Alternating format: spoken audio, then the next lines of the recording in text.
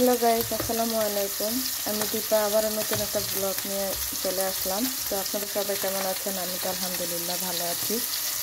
তো আজকে রান্না করব এই দেশের আমরা বলি কুচরা, বাংলাদেশে মনে হয় এটা কুচরা বলা হয়, তো আমরা এই দেশে বলি জুটকিনা। তো আমি জুটকুনা দিয়ে মাছের মাথা দিয়ে লাউ যেভাবে রান্না করবো, কাঁচামরিচ ধনের পাতা দিয়ে রান্না করব। আর এটা হচ্ছে আমার মেয়ের পাস্তা রান্না করার জন্য এখানে দিয়েছে আমি টমেটো, জুটকিনা, তারপর আলু, এগুলো দিয়ে আমি ব্লেন্ড করে তারপর আমি পাস্তাটা করবো। আর এদিকে আমি শালগম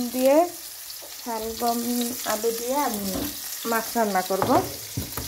তো আমি এইদিকে মাছটা ভাজি করে নিচ্ছি, আর এদিকে আমি পেঁয়াজটা একটু ভাজি করে নিচ্ছি।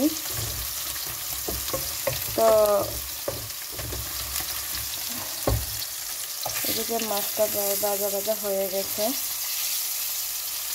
আমার মেয়েরা আজকে বড় মেয়ে স্কুলে, ছোটো মেয়ে আসিলতে আছে। তো ভাবলাম যে আপনাদের সাথে একটু শেয়ার করি। যদি আমার ছোটো মেয়ে থাকতো এতক্ষণে হয়তো সারা বাড়ি চিল্লাচিল্লি করতো। এমনই হয়, আমার মেয়েরা যখন ঘরে থাকে খুবই ভালো লাগে, আর যদি মেয়েরা বাহিরে চলে যায় তখন মনে হয় যে প্রত্যেকটা মায়েরই মনে হয় এরকমই লাগে, খুবই খারাপ লাগে, খুবই একাকিত্ব ফিল হয়। তো যাই হোক, কি আর করার, এটাই জীবন। বাস্তবতা অনেক কঠিন।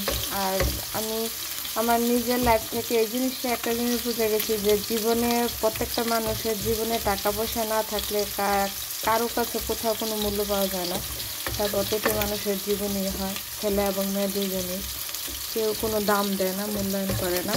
টাকা এমন একটা জিনিস, হয়তো মরে গেলে এটার প্রয়োজন হয় না, কিন্তু যতদিন বেঁচে থাকে ততদিন এটার ঠিকই প্রয়োজন হয়। তো আর কি, এইটাই বাস্তবতা। মনটা একটু খারাপ ছিল, আমার দেশে ফোন দিয়েছিলাম, মার শরীরটা বেশ একটা ভালো না। আর আমার এমনিতে একটু অসুস্থ, হার্টের মানুষ, বাবাও হার্টের মানুষ, হার্টের সমস্যা আছে তাদের। তো সব মিলে আছে, মনটা ভালো খারাপ নিয়ে, তবু আলহামদুলিল্লাহ।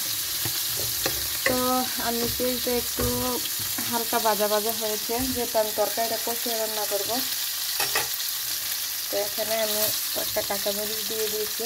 কাঁচামরিচগুলো ফ্রোজেন ছিল, যেহেতু এখানে সব কিছু একাদশ মানে সামার টাইমে পাওয়া যায়। ঠান্ডা সময় এই শহরে মানে খুবই কাঁচা তরকারি খুব কম পাওয়া যায়। তো আমি সামার টাইমে একটু বেশি করে কিনে ফ্রোজেন করে রেখে দিয়েছিলাম, এই আর কি বিষয়টা। তো আমি এখানে যেহেতু ফ্রোজেন মাছ, তো অবশ্যই একটু রসুন বাটা দেব। আমি এখানে একটু রসুন বাটা দিয়ে দিলাম।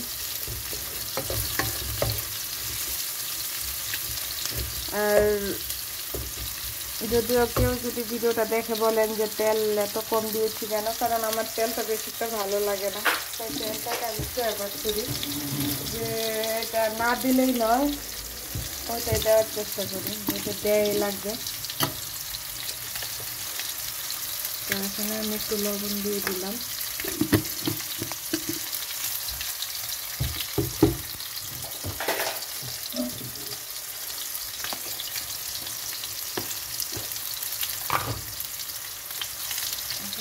হলুদ গুঁড়ো,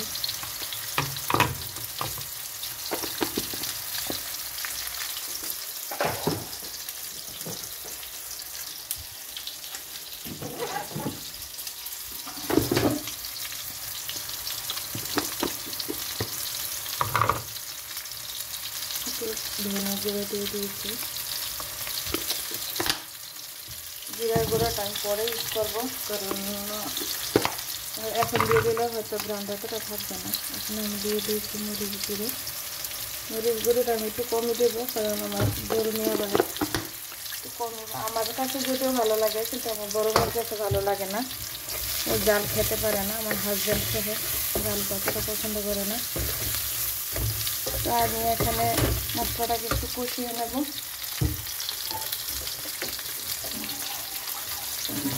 এদিকে আমার মাছটা হয়ে গেছে,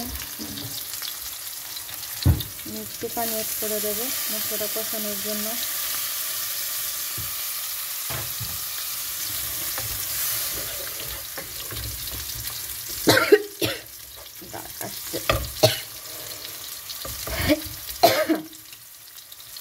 এদিকে একটু কষিয়ে নেবো আমি মশলাটা, একটু ঢাকা দিয়ে দিচ্ছি।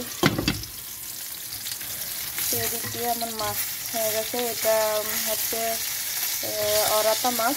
আমরা এটা মাছটা হচ্ছে এরকম একটা মাছ, খুবই সুস্বাদু সামুদ্রিক মাছ। তবে বাংলাদেশে সবাই চিনেন যে একটা মাছ আছে যে তেলাপোয়া মাছ, এই মাছটার মতনই, মানে সিস্টেমটা এরকম।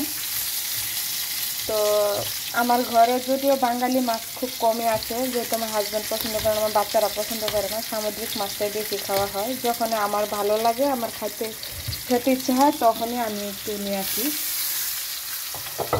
তো যাই হোক, আমার মশলাটা এদিকে কষানো হয়ে গেছে। তো আমি এখন দিয়ে দেবো তরকারিগুলো। এখানে আমি কেটে কেটে দিয়েছিলাম শালগম আর আলু। পরে আমি একটু টমেটো অ্যাড করে দেবো ঝোলের টেস্টটা একটু ভালো আসার জন্য।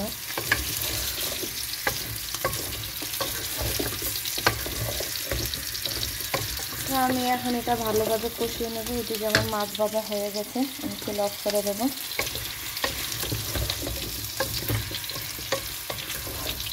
তো এখন মাছটা কষিয়ে তারপর আমি তরকারিটা কষিয়ে তারপর আমি ঝোল দিয়ে মাছটা দিয়ে দেবো। তো ভিডিওটা আর বড় করলাম না। তো কার ভালো লাগছে কমেন্টে জানাবেন।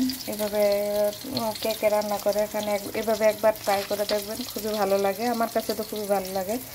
তো ঠিক আছে, আল্লাহ হাফেজ, সবাই ভালো থাকেন, সুস্থ থাকেন, আসসালামু আলাইকুম।